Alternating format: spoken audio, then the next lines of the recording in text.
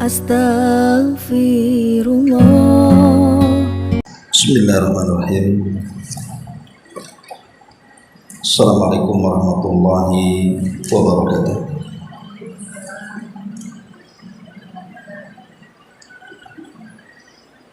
Alhamdulillah wassalatu wassalamu ala Rasulillah wa ala alihi wa sahbihi wa mawala wa la hawla wa la quwwata illa billahi wa ba'du.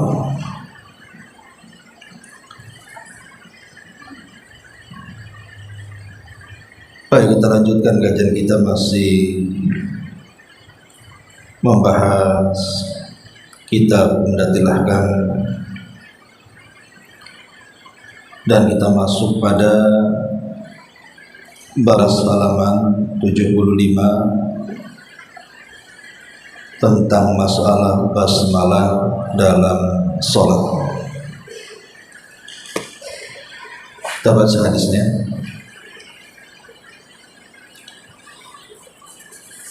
An Anas bin Malik radhiyallahu anhu anna Nabiy sallallahu alaihi wasallam wa Abu Bakrin wa Umar radhiyallahu anhuma kanu yaftatihuna as-salata bi alhamdulillahi rabbil alamin. Wa fi riwayatin sallaitu ma'a Abi Bakrin wa Umar wa Utsmana falam asma ahadan minhum yaqra'u bismillahirrahmanirrahim. Anas bin Malik radhiyallahu anhu, beliau meriwayatkan bahwa Nabi sallallahu alaihi wasallam serta Abu Bakar dan juga Umar, semoga Allah meridhai keduanya,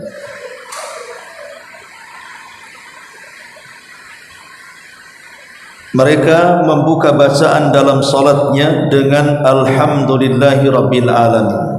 Segala puji bagi Allah, Rabb segenap alam. Dalam riwayat yang lain dikatakan, kata Anas bin Malik, aku mengerjakan salat bersama Abu Bakar, juga bersama Umar dan Utsman, akan tetapi aku belum pernah mendengar mereka membaca bismillahirrahmanirrahim dengan menyebut nama Allah yang Maha Pengasih lagi Maha Penyayang. Wali Muslimin sallaitu khalfan Nabi wa Abi Bakrin wa Umar wa Utsmana radhiyallahu anhum fakanu yastaftihuna as-salata bi alhamdulillahi rabbil alamin la yadhkuruna bismillahirrahmanirrahim fi awwali qira'atin wala fi akhiriha.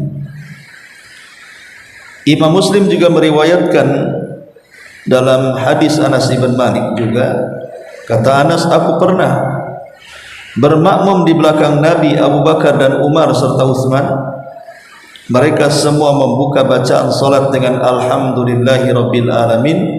Mereka tidaklah menyebutkan bismillahirrahmanirrahim di awal pembacaan surah Al-Fatihah atau juga pada akhirnya.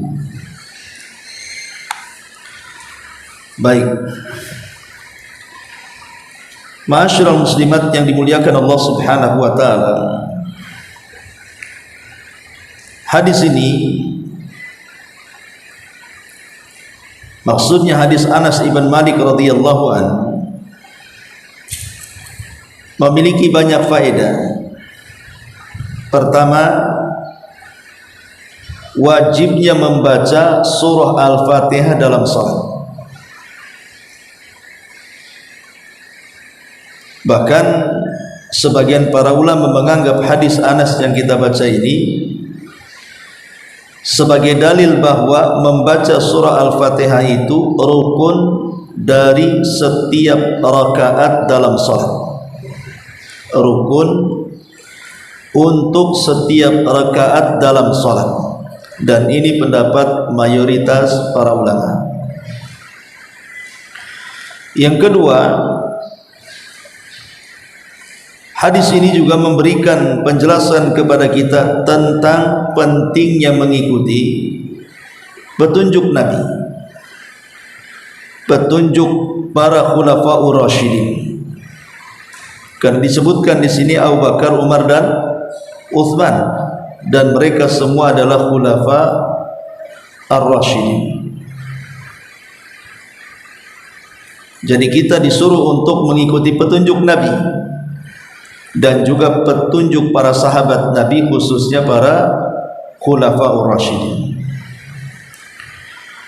Kemudian yang ketiga, ahammiyatul Fatihah, pentingnya membaca Al-Fatihah dalam salat. Karena Al-Fatihah itu sendiri, pertama dia adalah Ummul Quran, induk daripada Al-Quran. Yang kedua, tidak sah salat orang yang tidak membaca Al-Fatihah. Sebagaimana hadis yang ma'ruf, la salata liman lam yaqra bi Fatihatil Kitab. Tidak dianggap salatnya bagi orang yang tidak membaca Al-Fatihah kitab.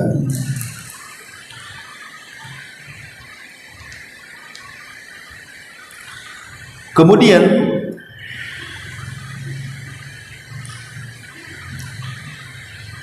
di sini juga pentingnya kemudian mengacu kepada sunnah para sahabat. Jadi sahabat juga bisa dijadikan petunjuk setelah Nabi sallallahu alaihi wasallam. Karena Anas bin Malik radhiyallahu anhu dalam riwayat Muslim, dia salat di belakang Abu Bakar, Umar dan Utsman, dan mereka tidak menyebut basmalah di awal atau di akhir salat. Ma'asyiral muslimat yang dimuliakan Allah Subhanahu wa taala. Kalau kita melihat tentang riwayat ini, bahwa Anas bin Malik menceritakan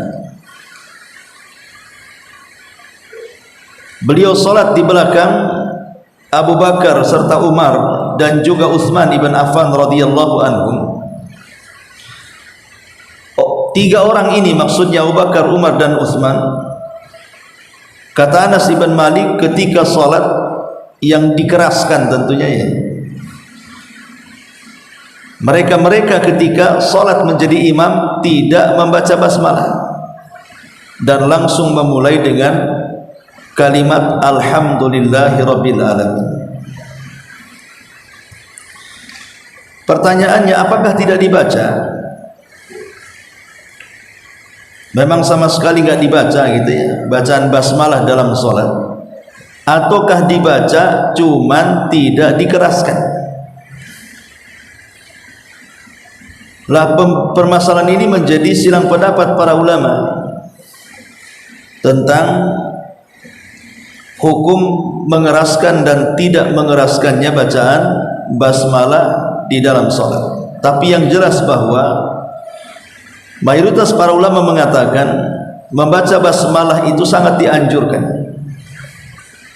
Membaca basmalah itu sangat dianjurkan sekali.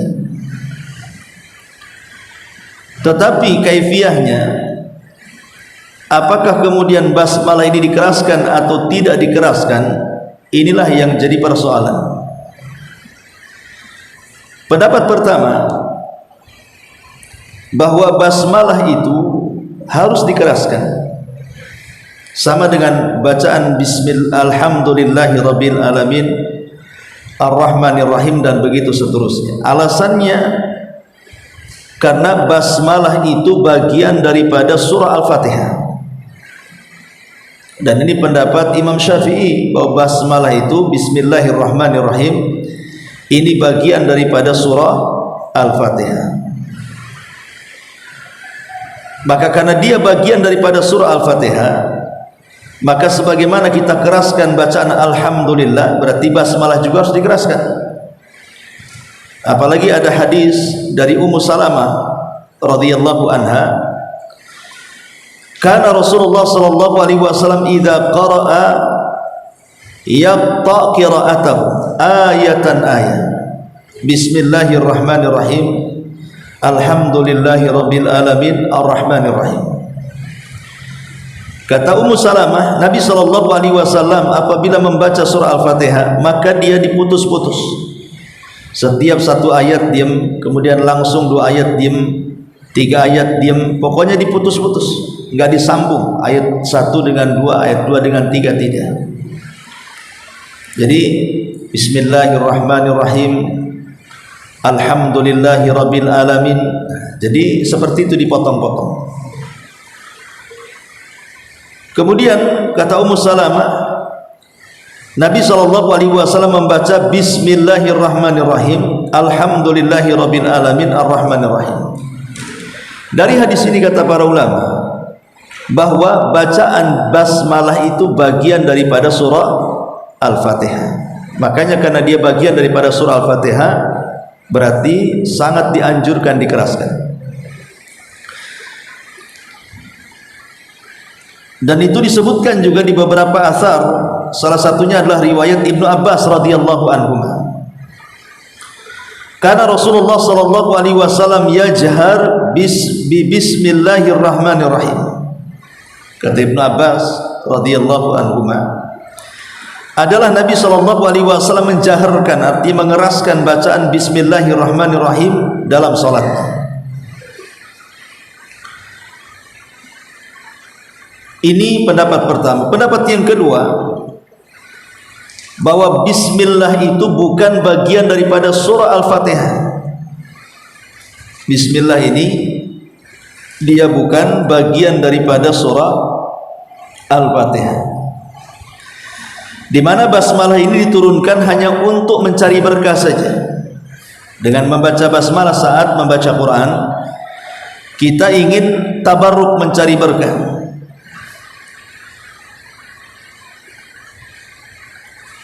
Kemudian juga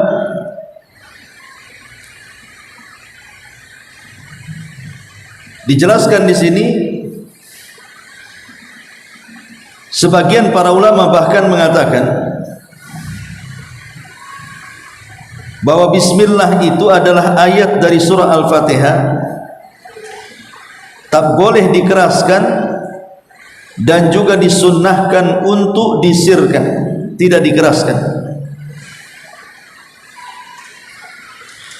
Dan ini wallahu alam yang dipilih oleh Abu Hurairah radhiyallahu anhu, seorang sahabat Nabi sallallahu alaihi wasallam. Maka dari sini ada berapa pendapat? Ada 3 pendapat. Pendapat yang pertama, dikeraskan karena bismillah bagian daripada Al-Fatihah, dan ini mazhab Syafi'i. Kemudian yang kedua, tidak perlu dibaca.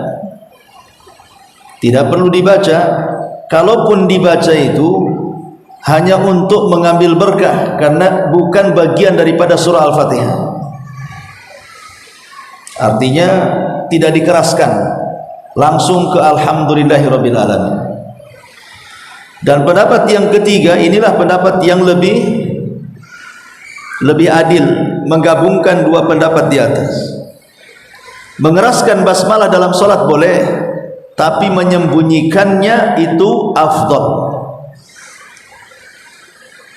Jadi kalaupun seandainya seseorang memulakan Fatihah dan mengeraskan basmalah, itu boleh-boleh saja. Tetapi kalau seandainya tidak mengeraskan, arti mensirkan, menyamarkan, maka itu lebih afdal berdasarkan 2 riwayat yang kita baca dalam kitab ini.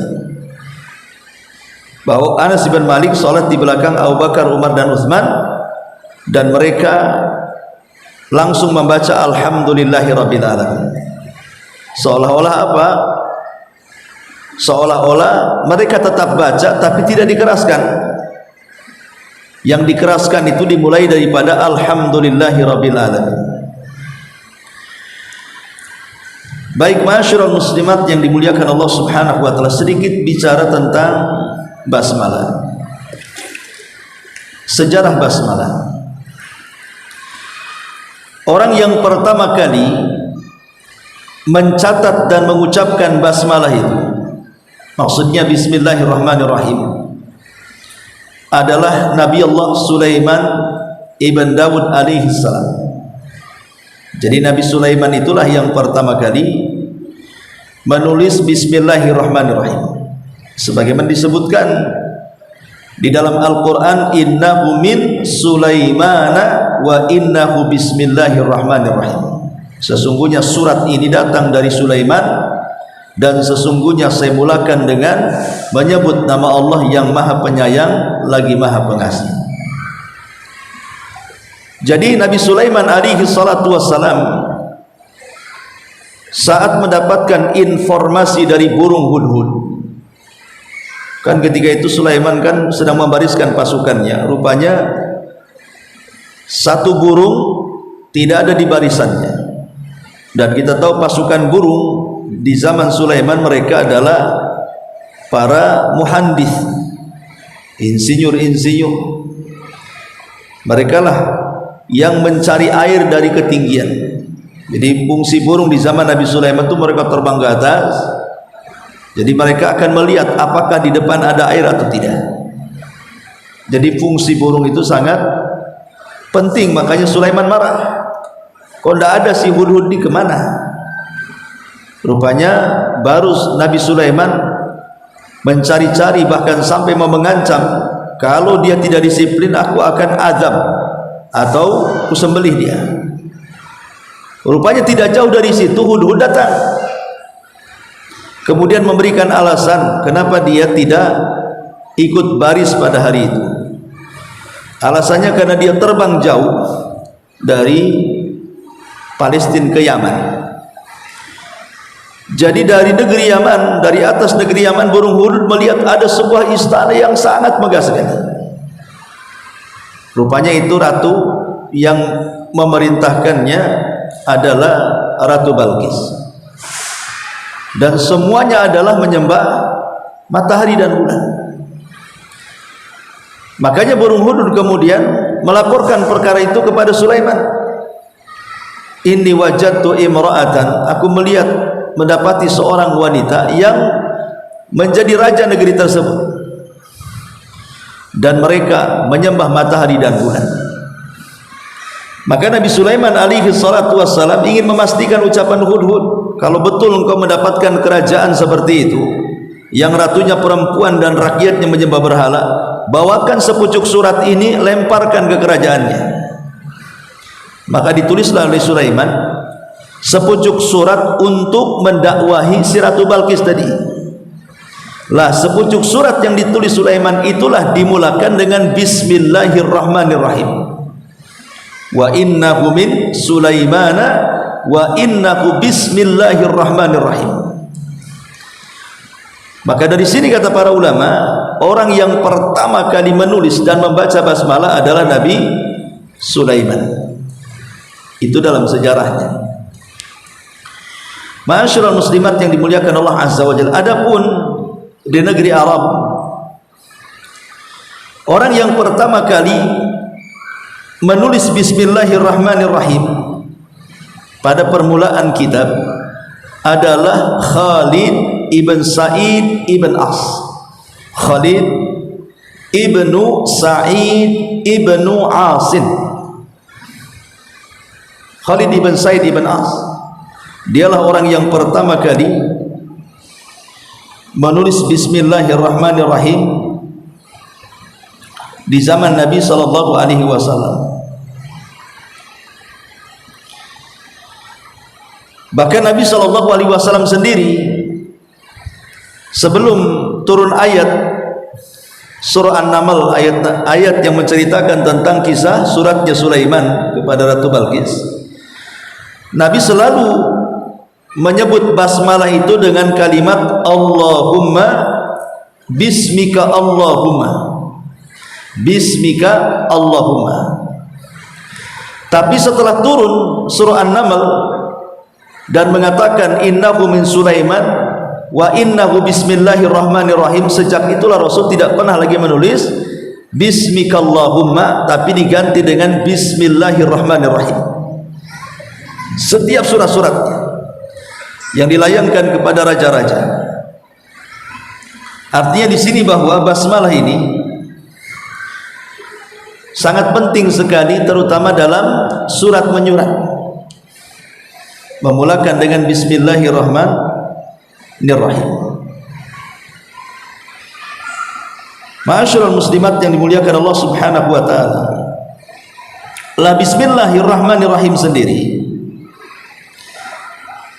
banyak faedah yang kita bisa petik dari ucapan basmalah ini. Di antaranya, pertama, disunahkan membaca basmalah dalam setiap aktivitas yang ibu akan kerjakan, entah masak, entah ke pasar, entah mau keluar rumah atau mau bantu orang, terserahlah aktivitas setiap hari kan banyak. Maka barang siapa yang memulakan aktivitas itu dengan basmalah, baik mau berangkat ke kantor, ke sawah, ke ladang, ke tempat-tempat bisnis dan niaga, pokoknya dia baca basmalah,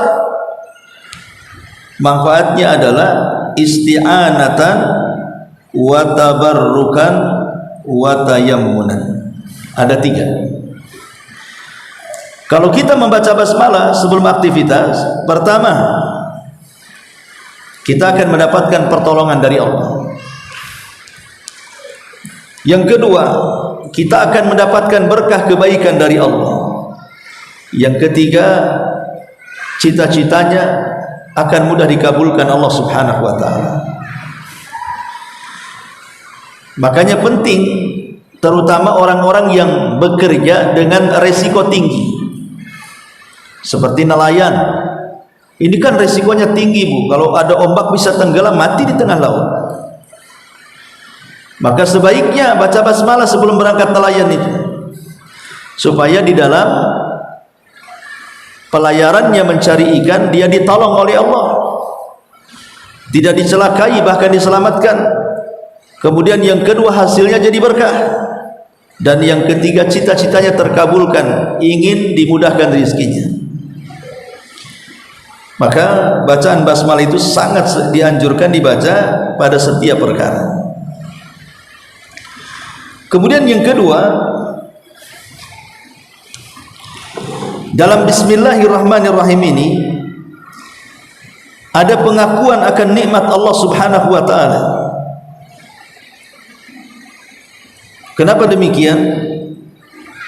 Karena nikmat yang kita rasakan hari ini, nikmat yang kita rasakan hari ini, itu semua berkat rahmat kasih sayang Allah kepada kita.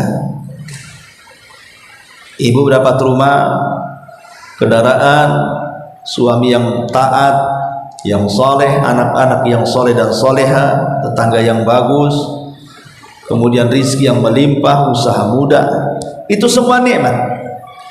Dan nikmat ini tidak mungkin diberikan kepada kita kecuali karena rahmat. Dan dalam basmalah itu terkandung rahmat Allah, Ar-Rahman, Ar-Rahim. Dua nama yang berbeda tetapi dalam kerangka sifat yang sama. Nama Allah Ar-Rahman sifatnya rahmat, nama Allah Ar-Rahim sifatnya juga rahmat. Dua-duanya kasih sayang. Cuma bedanya Ar-Rahman itu kan umum, mencakup mukmin kafir. Tapi kalau Rahim ini kan khusus, hanya untuk orang-orang yang beriman saja. Tapi kan dua-duanya terkandung rahmat. Kemudian dalam basmalah juga adalah izhar mukhalafatil musyrikin, menampakkan dalam rangka menyelisih orang-orang musyrik. Karena di zaman Nabi SAW, orang-orang jahiliyah itu mereka kalau melakukan sebuah aktivitas yang disebut bukan Allah tapi berhala mereka mengatakan Bismillata, Bismil Uzza, Bismil Manat, Bismil Hubal. Mereka kalau basmalah itu menggunakan nama-nama berhala. Sehingga dengan diajarkannya kita membaca basmalah berarti juga untuk menampakkan penyelisihan kita dengan mereka orang-orang musyrik. Sampai hari ini orang-orang musyrik pasti ketika mereka menyebut-nyebut mencari berkah pasti yang disebut berhalanya. Seperti orang Nasrani, maka mereka kalau sesuatu kan pasti akan menyebut Ruhul Kudus dan begitu seterusnya kan. Tolong selamatkan saya, Tuhan Bapa, Tuhan Anak dan lain yang sebagainya. Maka basmalah ini ingin membantah mereka terang-terangan. Kemudian juga menyebutkan nama Allah adalah sebuah pertolongan bagi hamba-hamba pada setiap masalahnya dan sebab mendapatkan kebaikan dan berkahnya. Karena tadi Bismillah itu diawal dengan huruf ba. Ba itu terkait dengan jar wal majrur. Menurut ulama usul bahwa Bismillah dengan menyebut nama Allah itu artinya dengan meminta pertolongan kepada Allah, meminta berkah dari Allah dan meminta kemudahan kepada Allah Subhanahu wa taala. Itu makna Bismillah itu. Bismillahirrahmanirrahim. Ba di sini memiliki makna isti'anah wa tabarrukan wa tayammunan. Baik ya. Ma'asyiral muslimat yang dimuliakan Allah Subhanahu wa taala, termasuk juga dalam Bismillahirrahmanirrahim terkandung banyak nama Allah. Di sana ada Allah, ada Ar-Rahman, ada Ar-Rahim. Cuman bedanya Allah ini nama Allah Al-Jalalah. Sementara Ar-Rahman Ar-Rahim itu nama Allah Al-Jamalah. Apa bedanya nama Allah Al-Jalalah dengan nama Allah Al-Jamalah? Kalau nama Allah Al-Jalalah itu mengandung keagungan, kebesaran dari Allah Subhanahu wa taala sehingga melahirkan rasa takut bagi hamba-hambanya. Karena berhadapan dengan Rabb yang maha besar, yang maha kuasa, yang maha melakukan segalanya. Sehingga kalimat Allah itu menggetarkan jiwa setiap orang. Karena dia nama Allah yang menunjukkan kebesaran. Sementara Ar-Rahman Ar-Rahim ini bukan nama Allah Al-Jalalah tetapi nama Allah Al-Jamalah, nama Allah yang mengandung keindahan, kelembutan. Makanya saat kita bermuamalah dengan dua nama Allah ini harus dibedakan cara bermuamalahnya. Kalau berkaitan dengan nama Allah Al-Jamalah yang indah, berarti kita disuruh untuk menirunya. Kalau Allah itu Rahman Rahim, pengasih kepada hamba-hambanya, bahkan maha pengasih tak pilih kasih, maha sayang tak pilih sayang, bahasanya seperti itu. Artinya maka kita harus meniru sifat ini. Allah sayang dengan hamba-hambanya, maka kita pun harus sayang dengan hamba-hamba yang lainnya seperti sayangnya Allah kepada hambanya. Tapi kalau nama Allah Al-Jalalah, nama Allah yang bersifat keagungan, kebesaran, kita tidak boleh mencontoh dan menirunya. Kalaupun harus meniru, tirulah kebalikannya. Seperti Al-Mutakabbir, Allah sombong, jangan ikut sombong. Apa kebalikan sombong? Rendah hati. Jadilah orang yang rendah hati. Al-Khaliq, Allah yang maha pencipta, jangan meniru, tapi jadilah kita makhluk yang diciptakan. Allah adalah Allah, makhluk yang disembah, berarti kita yang menyembah. Jadi mengamalkan nama Allah yang bersifat Jalalah itu harus kebalikan daripada inti daripada nama itu. Tapi kalau nama Allah yang Jamalah, yang indah, harus ditiru sebisa mungkin karena yang namanya indah melahirkan kelembutan. Itu diantara faedah luar dari pembahasan ini. Tapi intinya pembahasan yang kita bahas ini adalah membahas tentang mengeraskan atau tidaknya bacaan basmalah dalam sholat. Tadi sudah disebutkan 3 pendapat, dan pendapat yang paling adil dari 3 pendapat itu boleh dua-duanya, boleh dikeraskan, boleh tidak dikeraskan. Tapi kalau afdolan, maka yang tidak mengeraskan lebih afdol dibandingkan yang mengeraskan, berdasarkan 2 hadis yang kita baca dalam kitab Umdatil Ahkam. Anas sholat di belakang Abu Bakar, Umar dan Utsman. Kata Anas, aku tidak mendengar mereka baca basmalah. Mereka langsung membaca Alhamdulillahirabbil alamin. Bukan berarti mereka tak baca, cuman tidak dikeraskan. Itu maksudnya. Ini kesimpulan dari bab ke-17. Kemudian juga bab ke-17 ini juga memberikan faedah kepada kita tadi di awal tentang pentingnya kita berpegang dengan manhaj para sahabat. Makanya dalam hadis Nabi SAW mengatakan, alaikum bisunnati wa sunnatil khulafa ar-rasyidin. Wajib kalian berpegang dengan sunnahku dan sunnah khulafa ar-rasyidin. Apa maknanya sunnah khulafa ar-rasyidin itu? Kalau yang dimaksud sunnah khulafa ar-rasyidin adalah sunnah yang diajarkan Rasul kepada khulafa ar-rasyidin, itu enggak ada faedahnya kalau begitu. Kalau semua apa yang diajarkan Rasul kepada para sahabat kan intinya adalah dari Rasul, lalu apa gunanya kalimat berpegang kepada para sahabat? Toh juga intinya dari Nabi, ya. Sehingga kata para ulama mengatakan maksudnya berpegang kepada khulafaur rasyidin itu maksudnya pemahamannya saat memahami Al-Quran dan Sunnah Nabi Sallallahu Alaihi Wasallam. Pemahaman mereka itulah yang kita perlukan. Pemahaman para khulafaur rasyidin, para sahabat.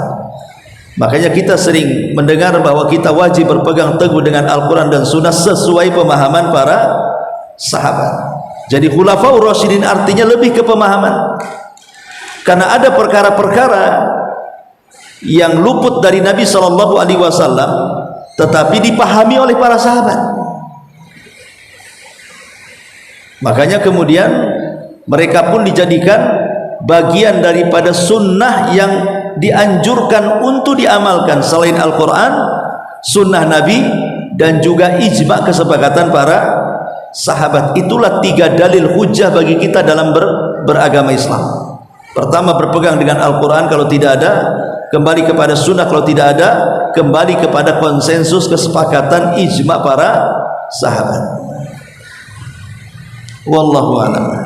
Ya, ini diantara syarah daripada hadis ini. Baik, sebelum saya tutup, sampai di sini dulu. Kita buka tanya jawab, silakan.